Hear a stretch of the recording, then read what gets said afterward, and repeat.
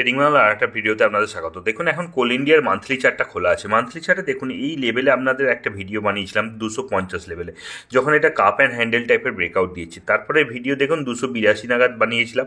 এবার চলুন দেখে নিই উইকলি চার্টে। দেখুন এখানে 282 যে এই জন্য ভিডিওটা বানিয়েছিলাম, এই লেভেলটাকে ক্রস করার তখন চেষ্টা করছিল।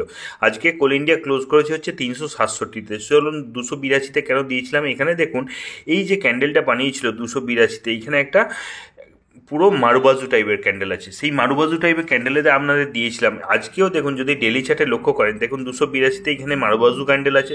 সো ডেলি চার্টে আজকেও দেখুন এখানে একটা মারুবাজু ক্যান্ডেলের মতো জিনিস তৈরি হয়েছে। সো এইটা বিশালভাবে ব্রেকআউট দিয়েছে। ডেলি চার্টটাকে যদি একটু বড় করে দেখেন, দেখবেন এখানে ভলিউমও খুব বেশি আছে। সো কোল ইন্ডিয়া যদি এর ওপরে ক্রমশ ক্লোজ করতে থাকে, ক্রমশ ওপরের লেভেলগুলো দেখাবে আর আগের রেজিস্ট্যান্সটাকে ফলো করবে।